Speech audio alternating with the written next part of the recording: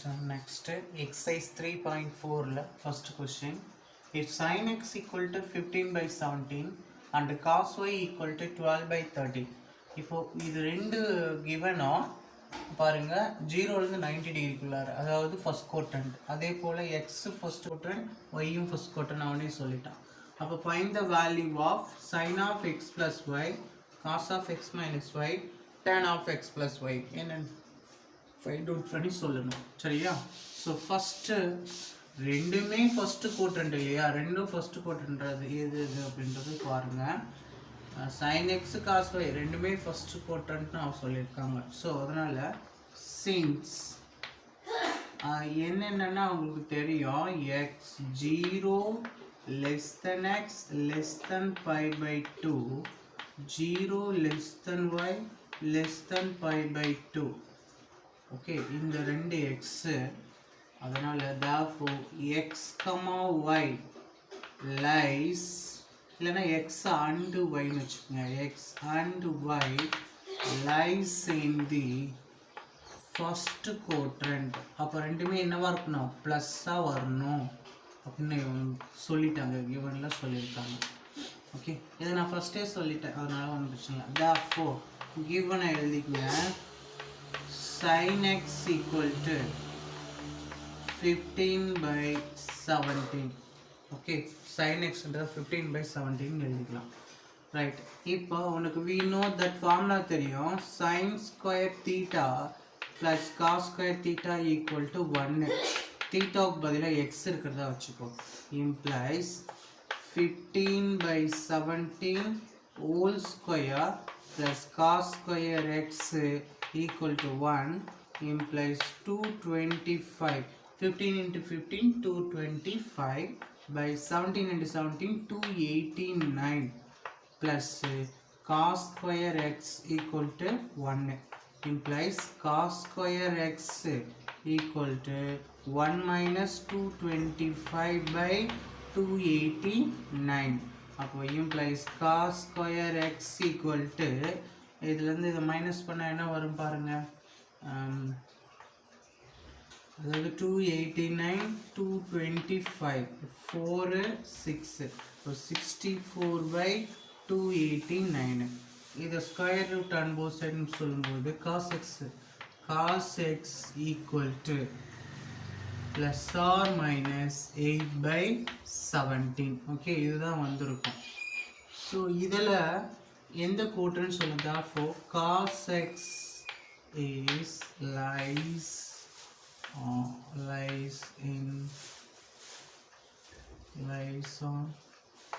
first quadrant, lies in first quadrant தான் x ஓட value, அதனால ஒன்றும் பிரச்சனை இல்லை. therefore cos x equal to 8 by 17. First கோட்ன்றதுனால அது பாசிட்டிவாக தான் இருக்கணும். அப்போ இந்த cos x ஓட வேல்யூ, இட் இஸ் ஃபர்ஸ்ட் கோட்ன்றதுனால இந்த வேல்யூ பாசிட்டிவ். ஓகே, அப்போ cos xனா 8 by 17 ரைட் பண்ணிக்கிறேன்.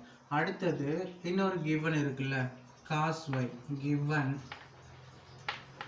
cos y equal to 12 by 13 வச்சுக்கோங்க. அப்போ அதே ஃபார்முலா தான், sin ஸ்கொயர் ஒய்னு எழுதிக்கணுங்க, ஒய் இருக்கிறதுனால plus cos square y equal to 1 given. So implies sin square y plus 12 by 13 whole square equal to 1 implies sin square y plus 144 by 169 equal to 1. சரியா? அடுத்து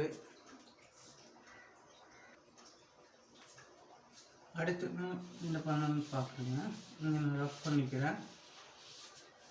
sin square y equal to 1 minus 144 by 169.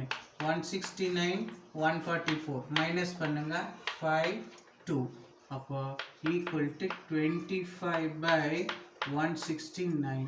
so sin square y implies sin y equal to plus or minus 5 by 13.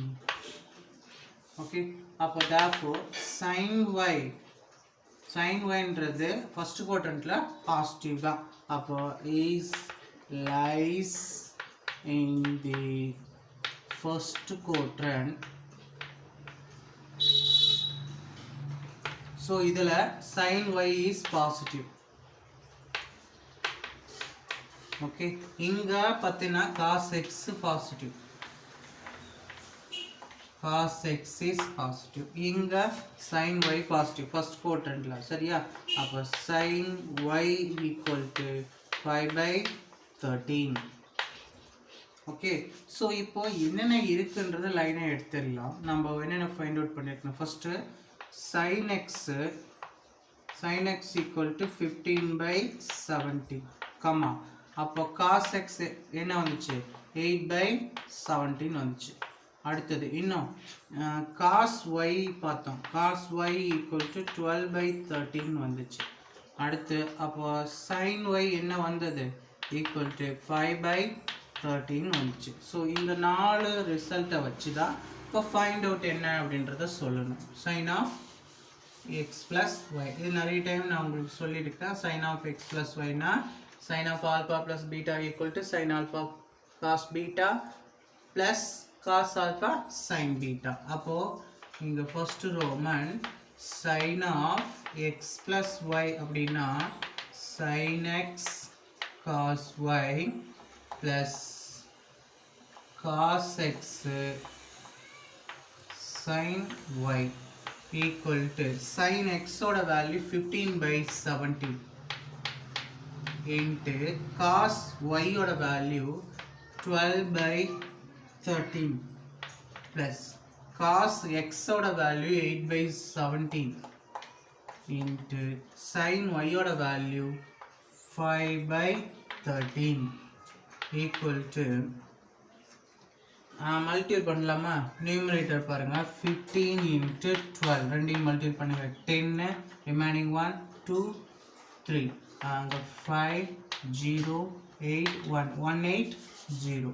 அப்போ 180/17 into 13 denominator 21 remaining 2 3 னா 5 17 1 2 1 221. so 221 plus the 8 into 5 40/221 equal to இது ரெண்டையும் add பண்ணுங்க. Add பண்ண என்ன வருது? 180 40, so 220 வருது. so 220/221. so therefore sin of x plus y equal to 220/221. so இது first. சரியா? so next பார்க்கலாம். இதுலயே ரெண்டாவது ரோமன் क्वेश्चन கொடுத்திருக்காங்கல, அதை ஆஃப் பண்ணிட்டேனா? சரி, ஓகே, பார்த்துக்கலாம். ரெண்டாவது ரோமன் என்ன கேட்டிருக்காங்க? cos of x minus y formula உனக்கு தெரியும். அப்போ cos x cos y, இங்க மைனஸ் வந்துச்சுன்னா இங்க plus. cos of alpha minus beta னா மட்டும். அப்போ sin x sin y equal to cos x, இங்க அந்த வேல்யூஸ்ல இருந்துச்சுல, cos x ஓட வேல்யூ 8/17. cos y ஓட வேல்யூ என்ன வந்துச்சுப்பா? 12/13. ஓகே, அப்போல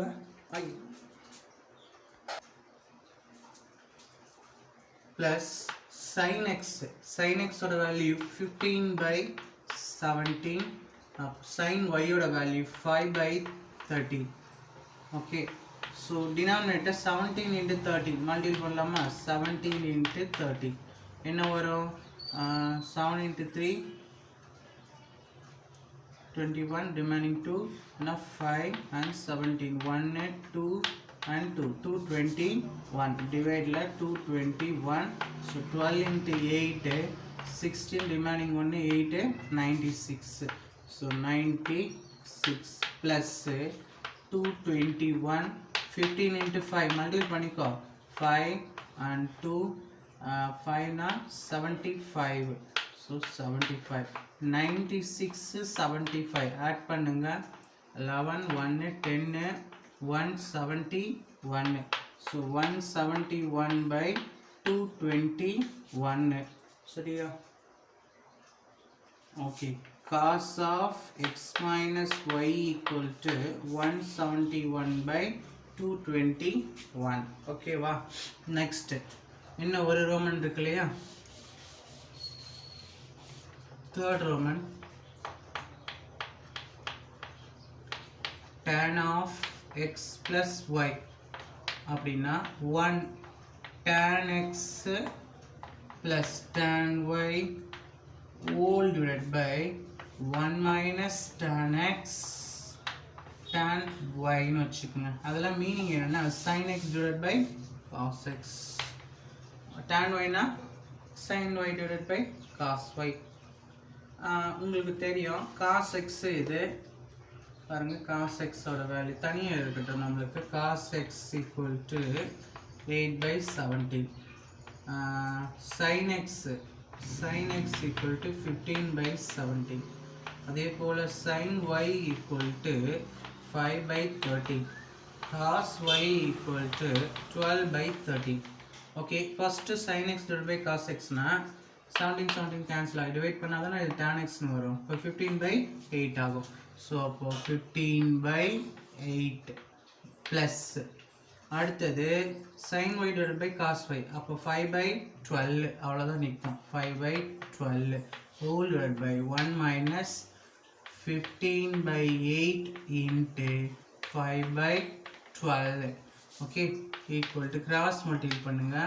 15 into 12 இது மல்டிபிள் பண்ணும். 15 into 12 மல்டிபிள் பண்ணால் 0, remaining 1 2 3 4 and 5, 180.